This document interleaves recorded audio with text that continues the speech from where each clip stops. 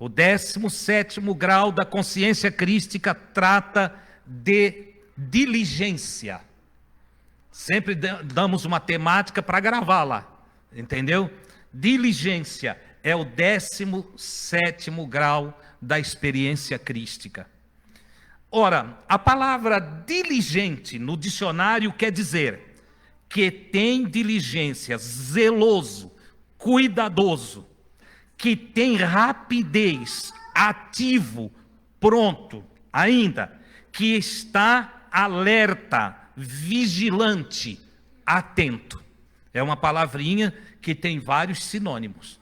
Eu poderia colocar ali com a temática de hoje como pronto, ou preparados, ou vigilante. Mas achei que a palavra diligência ia abranger todas essas áreas. Então fica aqui a temática de hoje, diligência. O texto que nós vamos usar são 2 capítulos. Hoje eu vou até a meia-noite. Entendeu? 2 capítulos. O capítulo 24 e o capítulo 25 do evangelista Mateus. Evangelho segundo Mateus, que está aí em seu capítulo 24 e o seu capítulo 25, dando base para tudo que eu vou falar aqui. Obviamente eu não vou ler aqueles versículos todos, eu fiz um resumo e eu vou tratar do que resumi aqui, ok? Então, vamos lá, tratando de diligência, de vigilância, de prontidão. Jesus vai tratar no capítulo 24 de responder 2 perguntas dos apóstolos. Ou 3. Os apóstolos fazem pergunta para ele e ele responde. Eles fazem 3 perguntas. Primeiro, eles perguntam que sinais, quando serão essas coisas? Quando serão essas coisas? Que coisas? Ele estava profetizando, dizendo que o templo ia ser destruído, que haveria invasão de Jerusalém e tal. Então eles perguntam, quando será isso? A segunda pergunta, que sinal haverá da tua vinda? E a terceira pergunta, quando será o fim do mundo? Olha a preocupação deles. Tem alguma diferença de hoje? Você fala em fim do mundo, se botar um vídeo com o fim do mundo, sua data, só assim, tu não vai dar data de nada, mas tu só bota assim, fim do mundo, sua data, pronto, dá milhares de visitação no YouTube, milhares, porque as pessoas têm esse interesse, as pessoas querem muito saber, as pessoas são curiosas. Todos nós somos curiosos, entende? E quer saber quando é o fim do mundo, quando é a vinda de Jesus, entendeu? Mas Jesus ele vai tratar de uma forma totalmente diferente. Então, vamos lá, resumidamente. O capítulo 24, ele trata de desastres, catástrofes, terremotos, guerras, rumores de guerras. É assim que trata o capítulo 24, certo?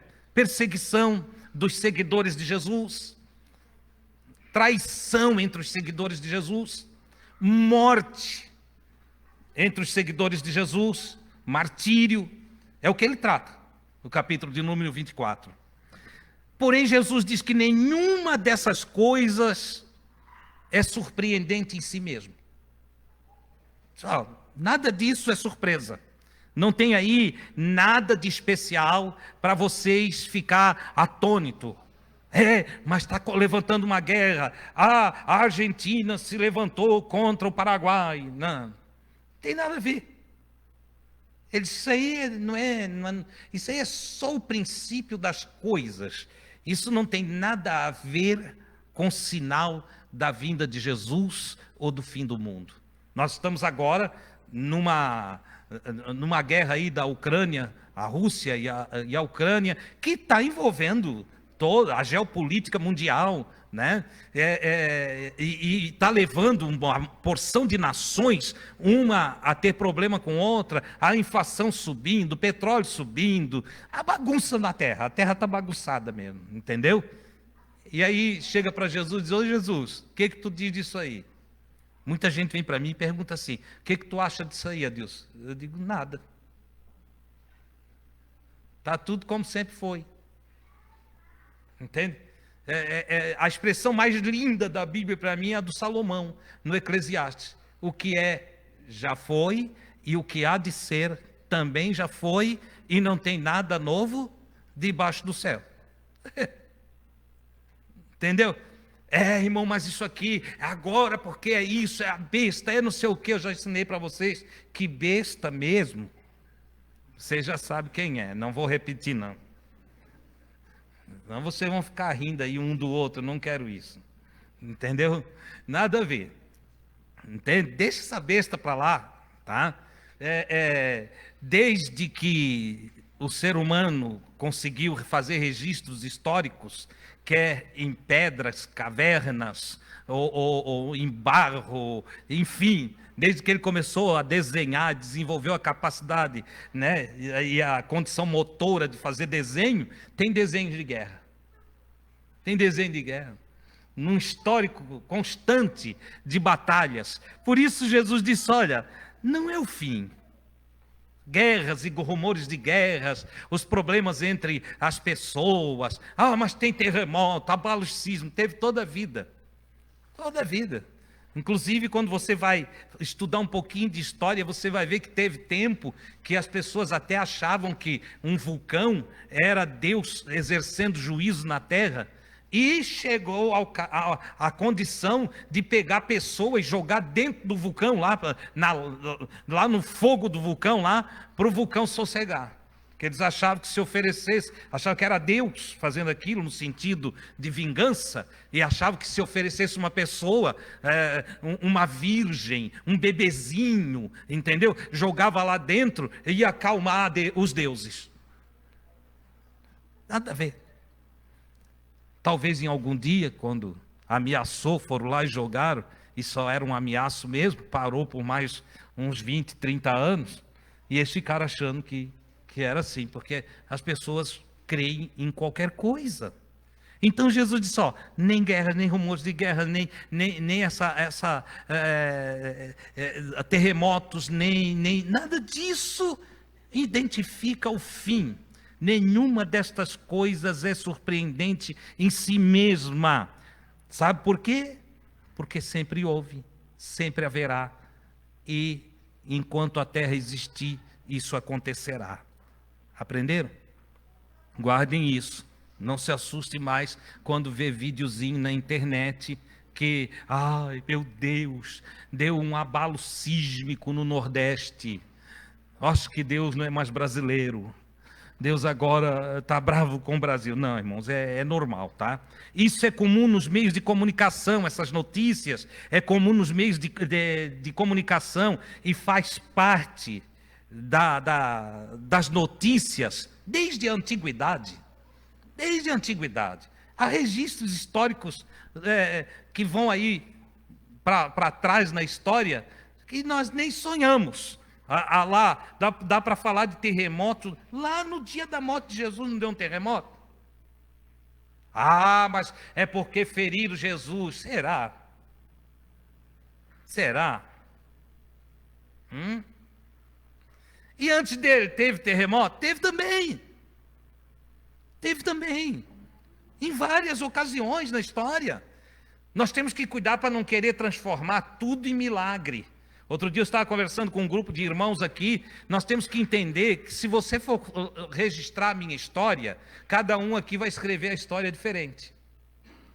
Uns vão falar de mim negativamente, outros vão falar positivamente, uns vão falar detalhes, outros não sabem de alguns detalhes. E quando lá daqui a 100 anos pegarem um livro e for ler sobre o Adilson, vai ser uma salada.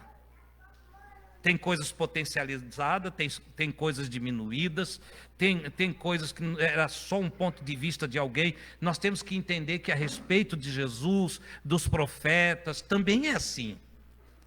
Eu já ensinei para vocês, nunca olhar a Bíblia como a boca de Deus, porque dá problema. Entendeu? Como ensinar é a boca de Deus aberta. Não é. Tenham cuidado, nós temos que ler, temos que entender o que estamos lendo, temos que fazer uma avaliação no tempo, na história, para nós tirarmos as lições certas para a nossa vida. Ah, irmão Adilson, mas eu gosto quando é assim, aquele ensinamento mais espiritualizado. Eu não sei qual é o ensinamento mais espiritualizado, mas estou falando aqui. Eu gosto quando a gente chora, quando a gente... eu também. Mas o que vai dar solidez para a nossa vida, sabe o que é? O conhecimento. O conhecimento. Lá atrás, o meu povo perece por quê? Não é porque faltou lágrima? Não é porque faltou línguas estranhas? Não é porque faltou reteté? Não? Não, faltou conhecimento. Agora vamos dar um salto para o Novo Testamento. Conhecereis a verdade. E a verdade... Está vendo o que é ter conhecimento, adquirir conhecimento? Leia o livro de Provérbios e veja quanto o sábio diz para nós buscarmos o conhecimento e a sabedoria, que são coisas distintas, ok? Vamos adiante. Alguns aspectos do capítulo 24, do ensino do capítulo 24 de Mateus. Primeiro, os desastres comuns são identificados por Jesus como o início das dores. Só o início das dores. Tá? Versículo 8 do capítulo 24. Segundo, os eventos mencionados por Jesus no capítulo 24 são identificados no livro de Daniel. Ou seja, Jesus está respondendo as 3 perguntas deles. E ele diz, quando vocês virem a desolação que profetizou, ou que falou, ou que está registrado no Daniel, está lá em Daniel 9, 27, entende? Que haveria uma invasão de Jerusalém, e que lá no lugar santo de Jerusalém, santo por quê? Porque eles tinham por santo, certo? O templo de Jerusalém, o assolador iria invadir, desrespeitar, e aquilo tudo que eles zelavam para que lá não fosse feito, o assolador, ou seja, aquele que invadiria Jerusalém, ele destruiria o templo, ele ia fazer abominações terríveis lá no templo. Jesus disse, vocês vão ver isso. Isso se cumpriu lá no ano 70 depois de Cristo, né?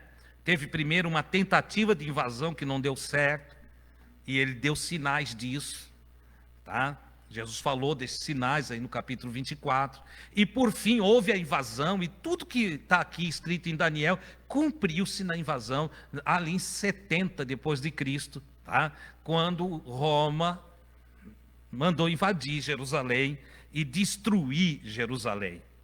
E da segunda vinda de Jesus, nós temos ali que ele diz que então haveria angústia nas nações, quando estivesse próximo do seu retorno, da sua manifestação.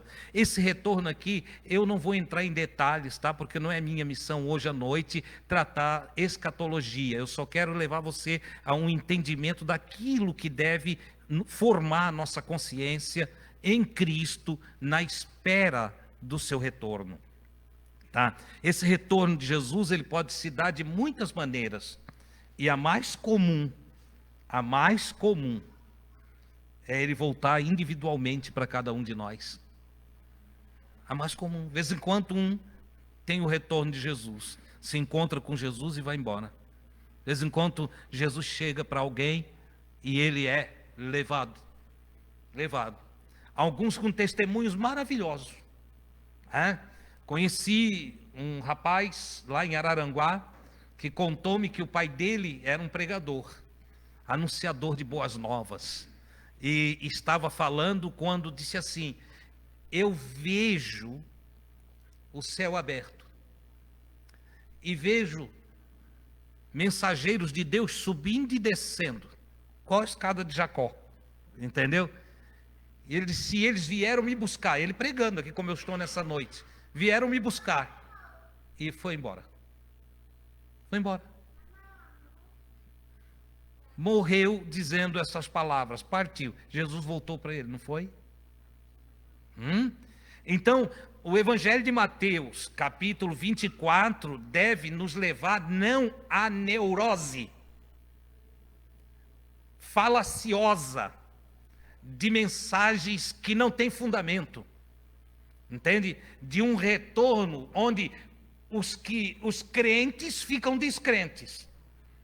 E por que eu digo que os crentes ficam descrentes? Porque os crentes, por lógica, devem ser pessoas corajosas, pessoas alegres, pessoas que não têm medo de encarar a vida, pessoas que pulsam a experiência da vida abundante. Mas quando leem escatologia, ficam medrosos, ficam apavorados, não sabem o que vão fazer da vida. Alguns desistem até da própria vida, entende? Por causa da neura de que o mundo vai se estragar todo, de que tudo vai se acabar. Eu quero dizer para vocês que na lógica o reino milenial já está sendo implantado. A longevidade está sendo aumentada. Os recursos tecnológicos para a melhoria da vida humana na Terra já está sendo executado. Mas sabe que a maioria não vê isso? E por que não vê? Porque se meteram com os bestas que só veem besta o tempo todo. Eles ficaram lá agarrados no meia, entende? E ao invés de olhar tecnologia como bênção, eles olham como maldição do anticristo. Oh, irmãos, quando Jesus retornar à terra, a terra vai estar pronta para receber o seu governo. Ele não vai fazer magia, as coisas não vão mudar de um momento para o outro. Não, irmãos, entendeu? Haja vista que todas as profecias que tratam do reino milenial de Jesus Cristo, tratam de uma inserção de seres que não partiram do planeta e que vão dar sequência à vida na Terra. Ou você pensa que o milênio vai ser lá em cima? Não, é uma sequência. Na lógica bíblica, a terra deve voltar ao plano original, onde homens terão idade de árvores. Você sabe o que isso significa? 100 anos é mocinho. Você já pensou? Entende? É a vida pulsando lá do seu início. É o retorno. É a chegada na casa, na morada do Pai, num desenvolvimento extraordinário de uma administração feita através da mente crística do próprio Cristo e seus discípulos. Não foi essa a promessa para os apóstolos? Vós também vos assentareis em 12 tronos e ajudareis a governar as tribos de Israel. Aonde? No céu? Não, é na terra. Você está entendendo? E por que eu estou te falando isso essa noite? Para que você acalme o seu coração, para que você adquira uma experiência com Jesus e andes tranquilo, porque aquele que começou em nós a boa obra, Ele mesmo a aperfeiçoará até o dia da manifestação do Cristo em nós. E se a manifestação do Cristo em nós, ela se dá de dentro para fora. E se o raiar da manifestação do Cristo como relâmpago, o que o relâmpago faz? Hein? Ele ilumina do Oriente ao Ocidente.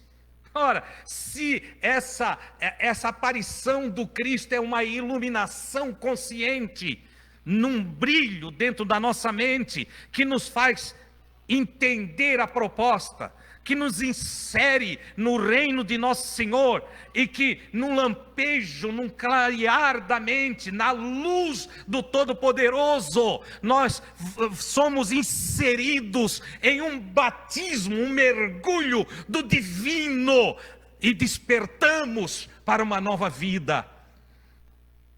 Que tal? Por que tem que ser como a teologia diz para nós? Por que tem que ser tudo amarradinho com um pedaço de versículos que vem de todos os lados e que nos confunde, e que não se sustentam quando levado ao crivo da exegese bíblica? Não se sustentam.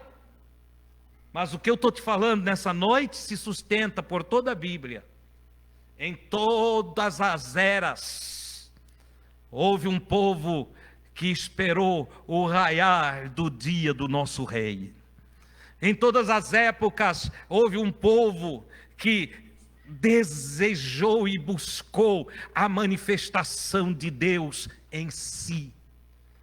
Ora, amados, capítulo de número 24, está Jesus ensinando: não se confundam, não se desesperem diante das calamidades, não se assuste diante das crises, antes esperem no Senhor, esperem a vinda do Cristo para cada um de vocês. Paulo, apóstolo, inserindo os cristãos de sua época na consciência crística, ele diz: sabe qual é o segredo da vitória em todos os aspectos da existência humana? Ele disse: Cristo em vós. Cristo em vós é esperança da glória. Isso não te alegra? Eu pergunto nessa noite: Cristo está aí? Cristo está aí? Ele faz parte da sua vida? O Pai está aí? Pai aqui, o Criador, se faz presente?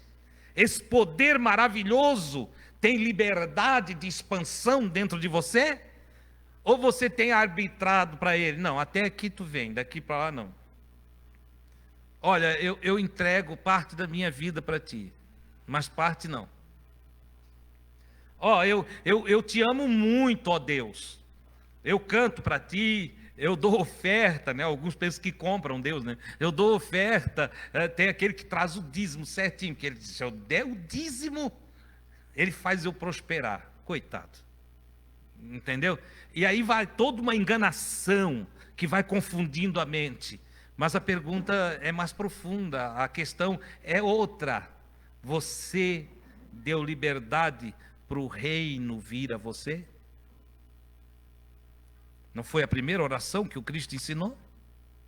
Venha a nós o teu reino, o teu governo, venha nos governar, venha nos conduzir, venha administrar o nosso ser. É como se dissesse: ó, Criador, eu sei que tu sabes mais do que eu. Outro dia passei na frente do colégio salesiano e tinha uma faixa e uma frase que eu achei muito bonita. Ela era mais ou menos assim, eu vou parafraseá-la aqui: Deus, tu me deste a vida e eu sou grato e quero dar ela de volta para ti. É mais ou menos isso: venha o teu reino. Olha, Deus, eu sei que tu me deste o livre-arbítrio, mas eu prefiro os teus conselhos. Eu sei que tu deixas eu fazer o que eu quiser, mas eu quero que tu guie os meus passos. Eu sei que tu permites eu fazer todas as escolhas que eu quiser. Contudo, Senhor, eu confio tanto em ti, eu creio tanto em ti, e tu é o Criador, eu sou a criatura, logo, guia-me. Orar o Pai Nosso é isso. É eu passar a buscar a Deus de tal forma que pela minha consciência sou dirigido por Ele. Isso é maravilhoso, isso é extraordinário. Vamos adiante. Na vinda de Jesus, O capítulo 24, ainda estou lá. Até amanhã eu chego no 25. Entendeu? Olha só, a vinda de Jesus, além de tudo isso que falamos aqui, ela vai trazer juízo. Jesus, ao vir, vai também pesar as coisas. É engraçado porque, quando eu paro para pensar, Cristo vindo a mim, é exatamente o que Ele faz. Ele me ilumina para juízo do meu eu. Ele pesa. Você nunca sentiu o peso de ter feito coisa errada? Não tem aquela atitude que depois você faz, putz, como é que se usa aí na gíria? Pisei na bola. Pisei na bola. A vinda do Cristo também se refere a isso. Cristo em vós, esperança da glória. Ou seja, sou iluminado e há glorificação à medida que sou conscientizado pelo próprio Cristo das coisas que não devo realizar e das coisas que devo realizar. A vinda de Cristo a nós não se dá só naquele evento que a teologia apresentou para nós e que nós esperamos. O ressurgir do sol da justiça, descendo das alturas e vindo para governar toda a terra.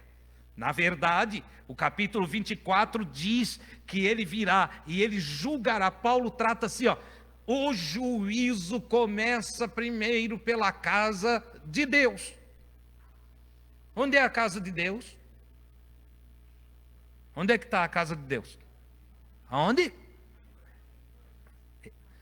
Em nós. Não sabeis vós que sois o templo do Espírito e que o Espírito Santo de Deus habita em vós? Ora, a casa de Deus somos nós. A casa de Deus não é isso aqui. Deus não habita em templos feitos por mãos. Pode ser bonito, pode ser o templo de Salomão, pode ser a catedral aqui de Itajaí, pode ser qualquer templo, pode ser a capela lá de Roma, entendeu? Pode botar ouro por dentro e por fora. Deus não habita em templos feitos por mãos de homem. Deus habita em nós. O apóstolo Pedro, um homem simples, pescador, que tem uma cartinha que acho que nem foi ele que escreveu, pediu para o João Marcos escrever, ele só ditou, né? E ele diz assim: olha, vós também, como pedras vivas, sois edificado casa espiritual, vocês formam o templo do Deus vivente. Olha que coisa extraordinária. Então, entenda isso. Ele virá ao seu templo, a nós, e julgará primeiro a sua casa. Ora, se eu sou casa de Deus, então o primeiro juízo exercido na vinda de nosso Senhor é sobre mim. E eu louvo a Ele porque Ele faz esse trabalho quase que constante em nós, através da nossa consciência. Onde está o Evangelho maior da humanidade? Hoje, meditando sobre o Evangelho, o maior de todos, alguém me perguntou: irmão, Deus, qual é a melhor Bíblia? Eu disse: aquela que não foi escrita. Você sabia disso? A melhor Bíblia é aquela que não foi escrita. Você não sabia disso? Você tem que ler mais a carta de Paulo aos Romanos. Entendeu? A carta de Paulo aos Romanos é conhecida no meio teológico como o Evangelho da consciência. E por que é conhecido assim?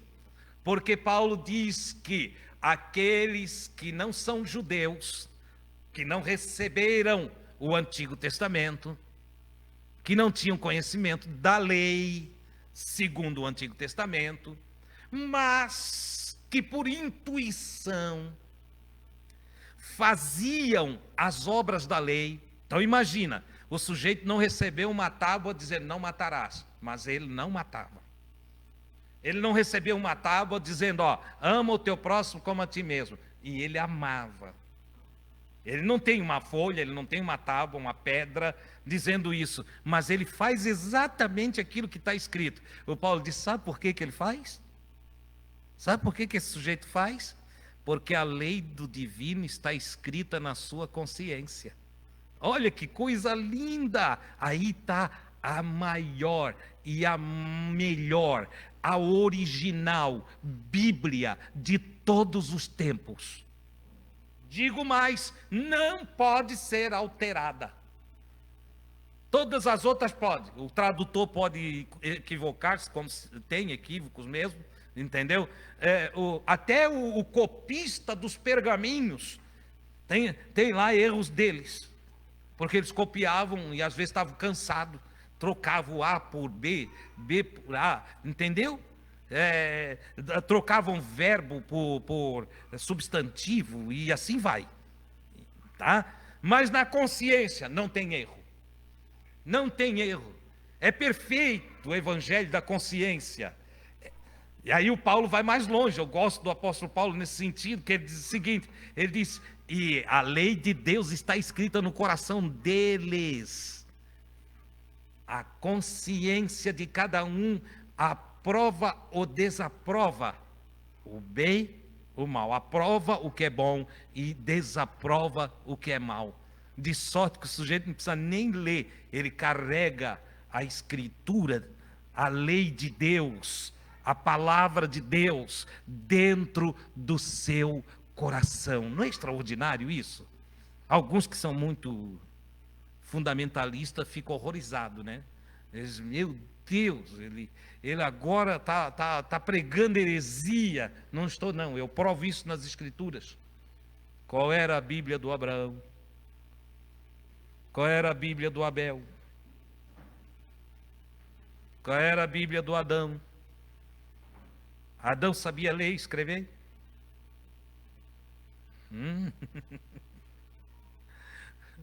Vamos para trás. Aqueles que existiram antes dos sumérios, é atribuído aos sumérios a invenção da escrita.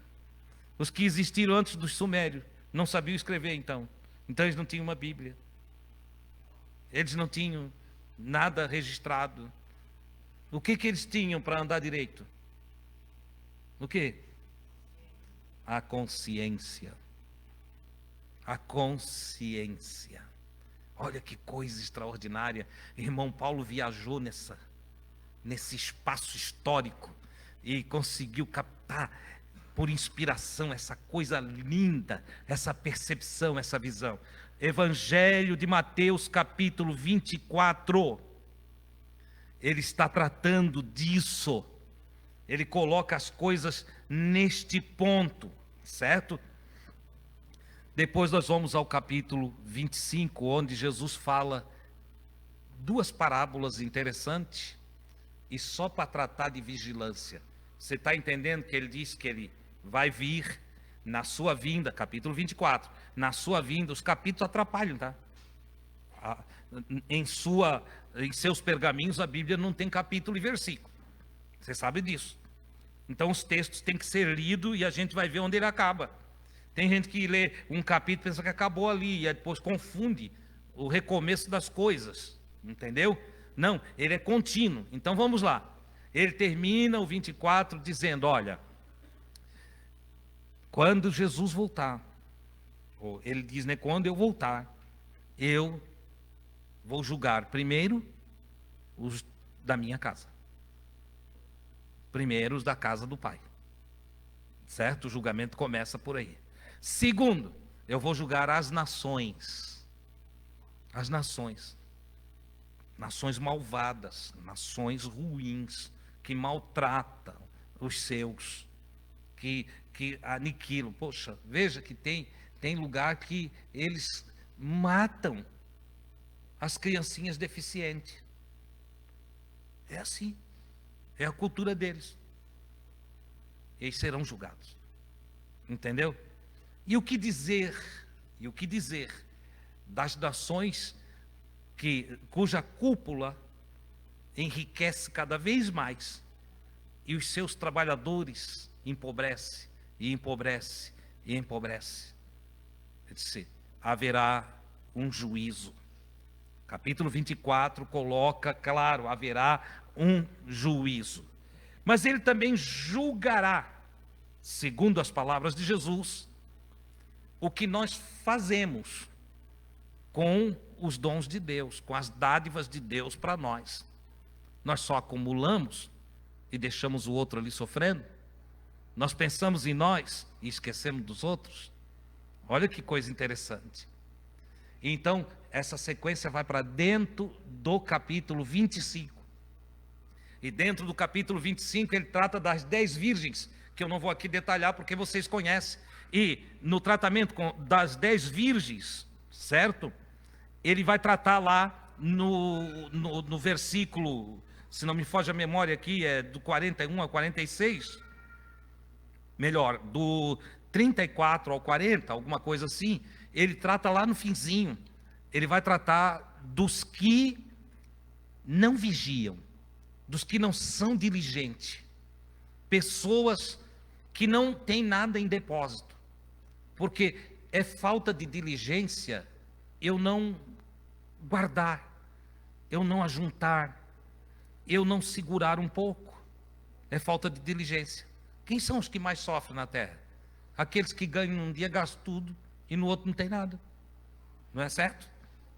Mas também é falta de diligência dentro do processo de amor e de exercício cristão, eu não ter nada para apresentar para Deus em relação ao outro. Eu ganhar, gasto tudo comigo, nunca ajudo ninguém.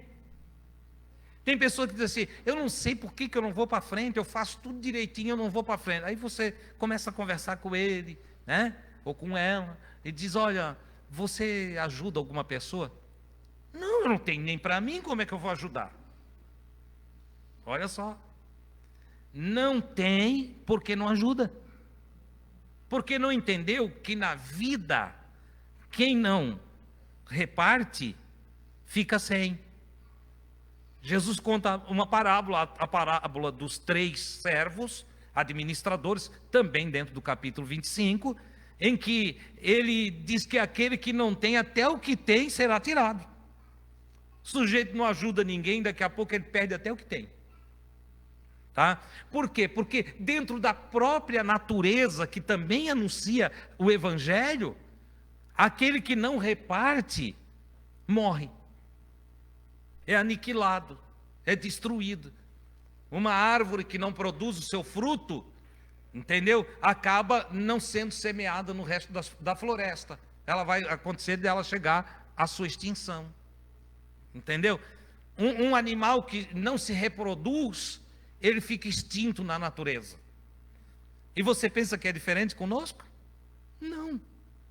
Se não cumprirmos a nossa missão, se não desenvolvermos os nossos dons, se não adquirirmos a consciência crística, que é uma consciência de amor pelo próximo, que é uma consciência de ajudar o próximo, de repartir com o próximo, de abraçar o próximo, de socorrer o próximo, se nós não adquirirmos essa consciência, nós também seremos aniquilados. Como está escrito. Quem só pensa em si está acabado. Está arruinado.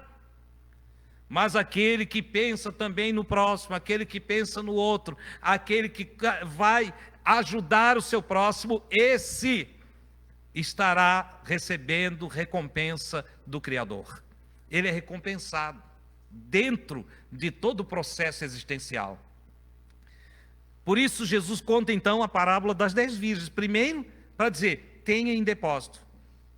Paulo fala disso também, e ele explica em suas cartas, e diz que cada um de nós deve trabalhar para nunca precisar ser ajudado. Olha o que o Paulo diz. Cada um de nós deve trabalhar para nunca precisar ser ajudado. Para que tenha como repartir.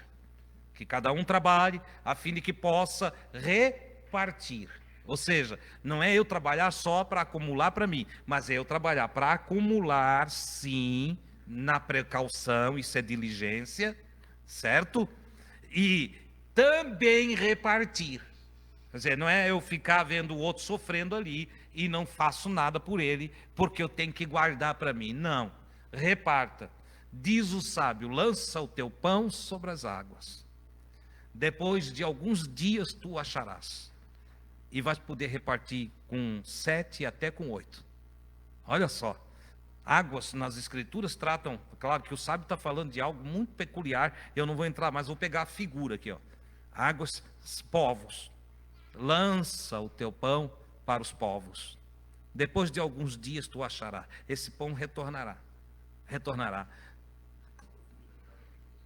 Sim, melhor coisa é dar do que receber. Porque quem dá não está precisando. E quem recebe está precisando. E é muito melhor eu ter para doar do que... Então Paulo diz, trabalhe com a intenção de você ter para você e não ser pesado a ninguém. E também com a intenção de repartir o que você tem. Na expressão de Jesus, dá e dar-se-vos-á. Boa medida, recalcada. Sabe o que é recalcado? Amassadinho assim, ó, dentro do pacote. Eu lembro quando eu ia comprar farinha para minha mãe, na venda da Dona Leta. Entende? Caprichei, Dona Leta. Ela pegava, sacudida. Tá, batia o saquinho de farinha assim, ó. Depois recalcava, amassava ainda. Transbordante, ainda botava mais um pouquinho por cima, espalhava do pacote. Olha só, dá e dá-se-vos-á boa medida, recalcada, sacudida, transbordante vos deitarão no vosso regaço. Quem deitará no nosso regaço uma boa medida desse jeito? Quem? O Criador. Cumpre o teu papel na vida e Ele te recompensará. Oh, glória a Deus! Olha só que coisa extraordinária. Paulo diz que todas as coisas contribuem para o bem daqueles que amam a Deus. E quem ama a Deus é o que ama o próximo, é o que anda segundo a consciência, é o que pratica o que é bom. Faça o que é bom na terra e tu serás recompensado pelo Senhor. Mateus capítulo 25. Dentro desse negócio aqui, das parábolas das 10 virgens, ele termina e ele conclui dizendo que deve cada um vigiar para quando o Senhor voltar, não nos achar vazio. Tem uma canção antiga, evangélica, que ela diz assim: posso, tendo as mãos vazias, com o Senhor eu me encontrar? Posso? É uma pergunta para nós, para cada um de nós. Adilson, podes, tendo a mão vazia, te encontrar com o Senhor? Eu não quero me encontrar com a mão vazia diante do Senhor. Entendeu? Eu quero apresentar minhas obras diante de Deus. Irmão, de salvação não é por obras. Vai nessa, vai. É essa. As virgens eram virgens. 10 virgens. 5 não eram diligentes. E quando o noivo veio, elas não tinham o azeite suficiente para caminhar na escuridão. Porque não guardaram em depósito.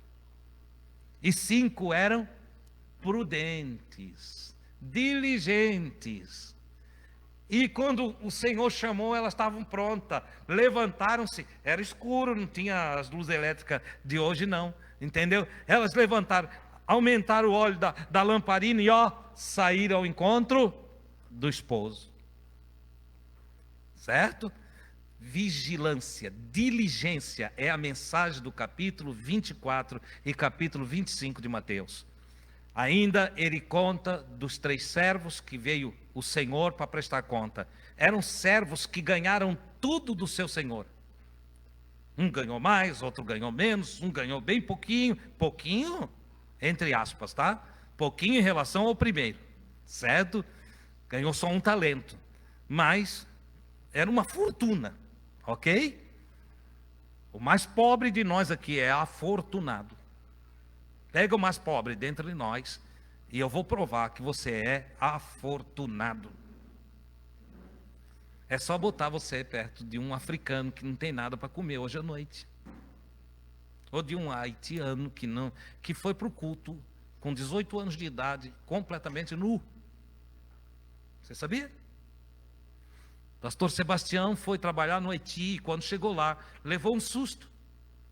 Porque na hora da reunião, começou a vir mulheres que não tinham a parte de cima das vestes.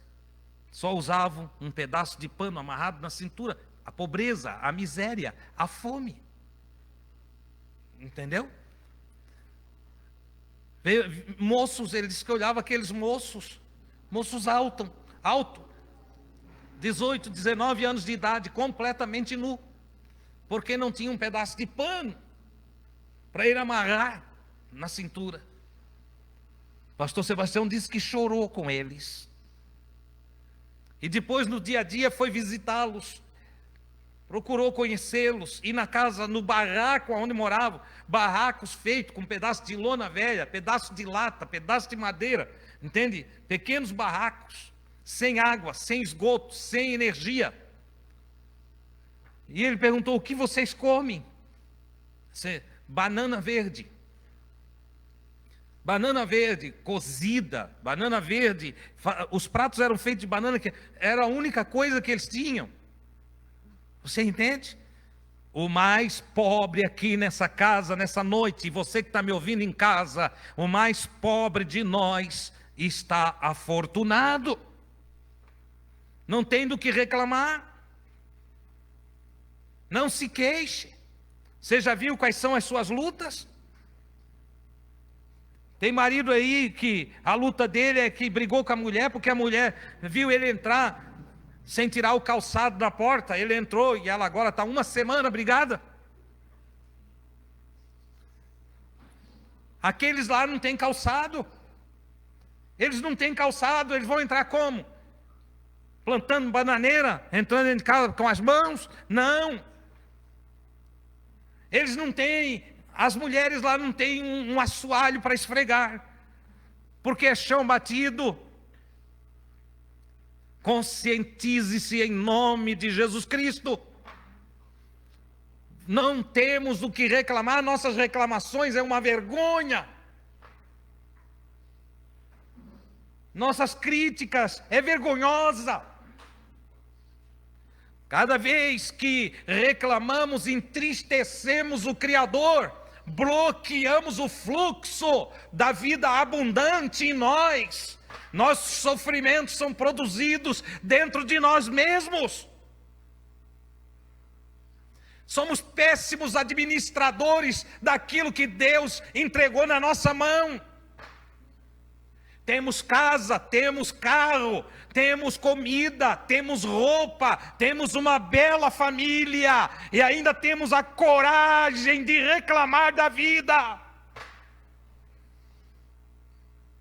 Você entende que isso é pecado?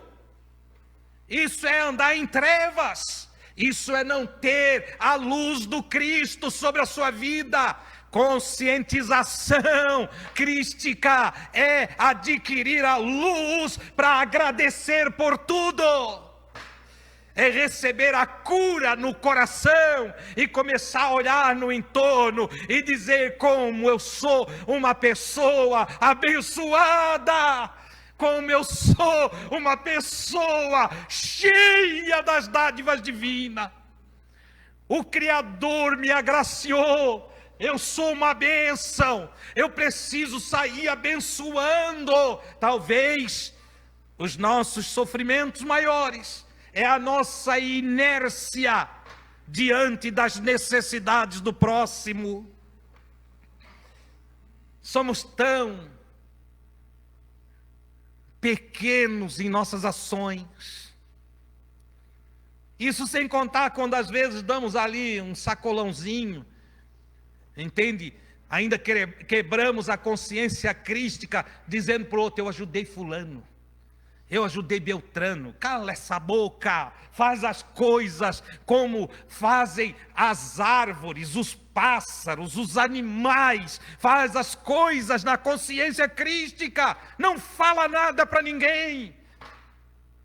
Não disse o Criador: o que faz à tua esquerda, não saiba à tua direita.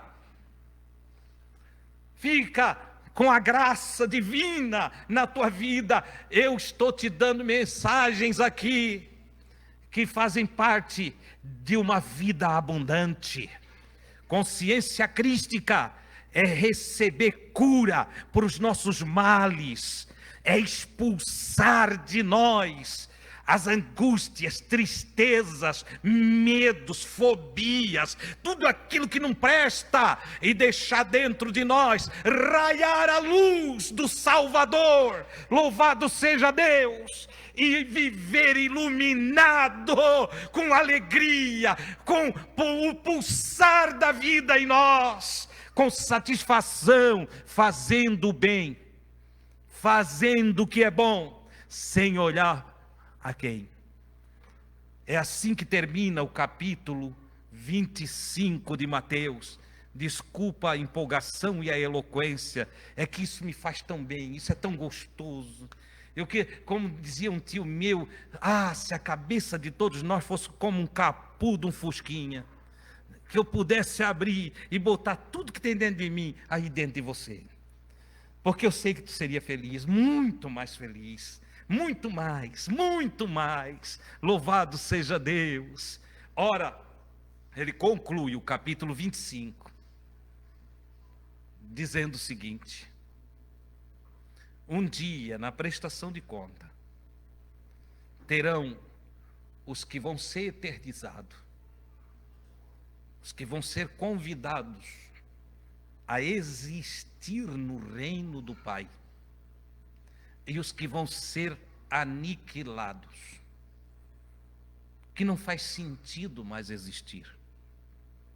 E ele diz: os que fazem bem ao seu próximo, os que praticam o que é bom.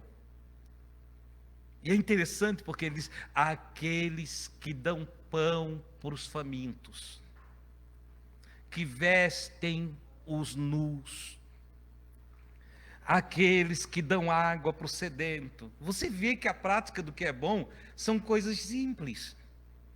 Coisas simples. Eu não estou lendo aqui, você vai ler em casa, está aí na Bíblia que você usa. Entendeu? Aqueles que visitam os enfermos, os presos.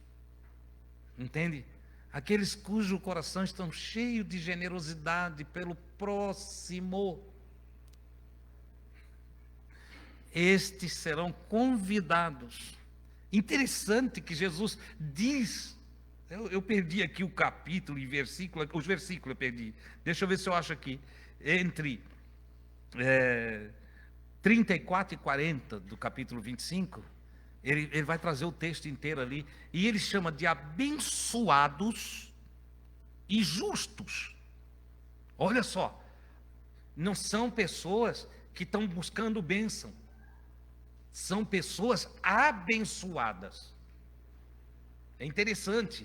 Ele diz: vinde abençoados do meu Pai. E ele chama de justos. Dentro do mesmo contexto, ele vai dizer: e os justos me dirão. Porque ele faz aí, ele diz que tudo que eu faço para você, eu estou fazendo para ele. Olha que coisa interessante. Consciência crística é ver Deus em todos. Se eu tenho consciência crística, eu vejo o Criador em todos. Eu já falei aqui outro dia, veio um macumbeiro, e agora? Não, macumbeiro não, irmão Deus. Mas se eu ver Deus naquele macumbeiro, eu amo a Deus, e eu amo o meu. Que coisa linda, esses dois mandamentos que são o resumo de toda a lei, ou o sentido de toda a lei. Amar a Deus sobre todas as coisas e o teu próximo como a ti mesmo. Olha aqui, o sentido de toda a lei. Qualquer outra lei está abaixo disso aqui. É como se, vamos dizer assim, ó, isso aqui é a constituição do reino de Deus. Qualquer outra regra, lei que surge daí para baixo, está sujeita a essa. E o apóstolo Paulo faz uma referência a isso também, ele que era promotor público, entendia tudo da lei. E ele diz, olha, com efeito, se amas o teu próximo, tu não adultera. Se amas o teu próximo, tu não rouba. Se tu amas o teu próximo, tu não mata. Não cometes assassinato. E assim, todo o restante está encaixado aqui, no amor ao próximo e o amor a Deus. Olha que coisa extraordinária. Então, Jesus diz que são abençoados e justos os que amam o próximo, e por amá-los, não os podem ver sofrendo. Ah, irmão, eu preciso ser esse homem abençoado. Eu não posso ser um amaldiçoado. Eu tenho que ser esse abençoado do Pai, que reparte, que ajuda, que socorre, que dá conselhos, que gasta horas ouvindo o que está precisando desabafar, porque tem pessoa que quer você, não quer nada que você tem. Tem gente por aí precisando só escutar mais, escuta eu mais uns 15 minutinhos. Eu confesso que tem uns que são chato. Tem um chato, entendeu? Mas aí eu olho para ele e digo assim, Jesus está chato hoje. Sabe por que eu digo que Jesus está chato? Porque, na verdade, Jesus está dizendo que quem faz a um destes, está fazendo para ele. E eu tenho descoberto que tem Jesus de tudo quanto é tipo.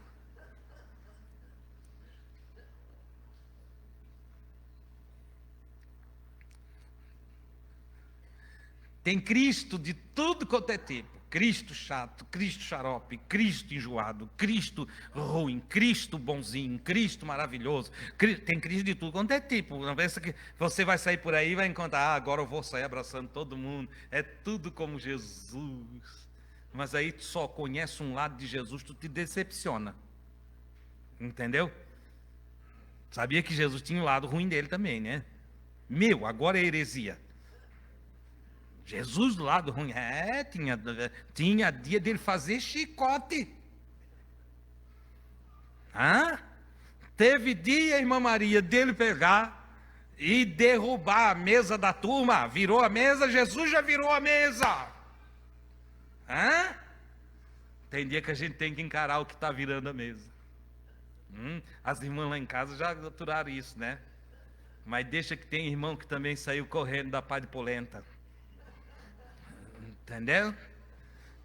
Era o dia do Cristo manifestado na pasada. Vocês acham engraçado, mas é assim que é. É assim que funciona. Entendeu? E aí ele está dizendo, quem faz a um desses pequeninos, a mim faz. Eu aturo você e eu estou aturando o Cristo que tem em você. Porque em essência, eu e você, na essência, somos iguais. E na essência, somos iguais ao nosso Criador. Então o que ele pede é, respeite-se, amem uns aos outros, façam um pelos outros. Eu diria, eu vou parafrasear como se fosse Deus falando aqui nessa noite, tá? Eu diria que se fôssemos ouvir a voz de Deus dizendo alguma coisa para nós, Ele ia dizer assim, vocês andam tão preocupados em me agradar. Vocês buscam fazer tantas coisas para chamar a minha atenção. Vocês cantam, vocês leem a Bíblia, vocês oram, vocês fazem vigília, vocês dão ofertas, mas eu quero dizer uma coisa para vocês, vocês não entenderam nada ainda. Vocês não me entenderam. Tudo que eu quero é que vocês cuidem um dos outros. Eu não quero cântico. Eu tenho arpistas celestiais. Eu tenho vozes de todos os tipos. Canções que vocês nunca imaginaram ouvir. Tudo eu tenho. Eu criei a música. Olha essa. Entendeu? Foi eu que inventei as notas musicais. Partiu de mim a ciência e a sabedoria para tudo que vocês conhecem. Vocês acham mesmo que eu tenho expectativa de vocês inventar uma coisa nova para mim? Seria mais ou menos isso que Deus falaria para nós. Tá, Senhor, eu já entendi, eu sou mesmo um cego. Então, faz o seguinte, Senhor, me ilumina nessa noite e me ensina o teu caminho, e me faz entender o que eu faço. Ele se viva, meu filho. Tudo que eu quero é que tu vivas. Viva. E vivendo, ame o teu irmão. Ajude o teu irmão. Abrace o teu irmão. Ao invés de tu ficares preocupado de todo domingo às 7 da noite tu te reunir para me oferecer canções, ou para me oferecer o que tu chamas de culto, eu te digo, não precisa te preocupar com isso. Ocupa-te em fazer o bem ao teu irmão, em socorrer o necessitado, em ajudar aquele que te pede socorro, em dar auxílio para aquele que está empobrecido. Ocupa-te nisso. Então, tu és um abençoado meu e um justo peregrinando na terra. Reservo para ti, diz o Senhor, um lugar de glória no meu reino. Oh, bendito seja para sempre. Ah, Deus, dá-me essa consciência. Concede-me essa sabedoria. Dá-me, Senhor, esse conhecimento. Glória a Deus. Na continuação ele ainda diz, olha, contudo, direi aos que não fazem isso. Interessante que ele não está nem aí, ó. Enquanto nós nos preocupamos com quem mata, com quem rouba, com quem adultera, com quem faz tudo que não presta, ele está ocupado em observar quem deixa de fazer o que é bom. A condenação não vem a partir dos pecados que a igreja nos ensinou, não tem nada a ver com o pecado teológico. Mas o aniquilamento é o resultado de não fazer o que é bom. Porque no segundo grupo, que ele chama de malditos, e que devem ir para a extinção na figura do fogo, que a teologia cristã colocou como inferno, não tem nada a ver com inferno. Tem a ver com o aniquilamento, o fogo. Você pega o lixo que está lá e joga no fogo, para quê? Para o lixo ficar sofrendo lá? É isso? Não, você joga lá no fogo para o fogo extinguir, acabou. Nós não temos um Deus neurótico, nós temos a inteligência suprema. Aí ele diz, ó, esse maldito por quê? Porque não ajuda ninguém, não faz o que é bom para ninguém. Ele está maldito não a partir de Deus, ele é maldito porque o próprio irmão, o próprio ser humano, às vezes o pai e a mãe, olham e dizem, que filho rebelde, que filho sem coração. Meu Deus, como é que esse rapaz, como é que essa menina saiu desse jeito, não tem coração, é maldito, porque não pratica o que é bom. Olha só, e não fazer o que é bom é cometer pecado. De sorte que Jesus não precisa ir lá ao adúltero, ao homicida ou ao roubador para falar de aniquilamento. ele fala só de deixar de fazer o que é bom. Esse então será colocado por outro lado. Eu não posso encerrar aqui sem deixar de dizer para você, nada do que eu estou falando aqui tem por finalidade te amedrontar, te botar para baixo. Pelo contrário, tudo que eu estou falando é para terminar em minha conclusão dizendo para você, há esperança para todos nós. O Criador nos deu o dia que se chama hoje. Nós podemos mudar a partir daqui. Nós podemos fazer diferença a partir daqui. Se você até aqui não ocupou-se em fazer o que é bom, comece. Você vai ver como é maravilhoso fazer o que é bom. Você vai ver como a alma se enche de gozo. Tem uma expressão bíblica que diz, a alegria do Criador é a nossa força. Você quer ver um pai feliz? Você quer ver um pai todo bobo? Elogia o filho dele. Abraça o filho dele. Diz para ele, que menino legal. Que menina especial essa tua filha. O pai fica todo bobo, ainda que ele se finja de sério. Por dentro ele está saltando. Né? Às vezes ele fica assim, só olhando. Mas lá dentro ele está todo bobo. Entendeu? Ora, você quer ver o nosso Deus alegre? Quer ver toda a natureza se voltar para você? Quer ver as árvores bater suas palmas? Você quer ver maior produção de frutos em nossas florestas? Você quer ver as nossas ruas mais pacificadas? Sai abençoando, bendizendo os filhos do Criador. Aleluia! Louve a Deus por cada um que você encontrar no seu caminho. Abençoa-os e serão benditos, porque é isso que Deus nos manda fazer. Que Deus continue te abençoando mais e mais, e enriquecendo cada um de nós em toda a ciência espiritual e toda a sabedoria do alto.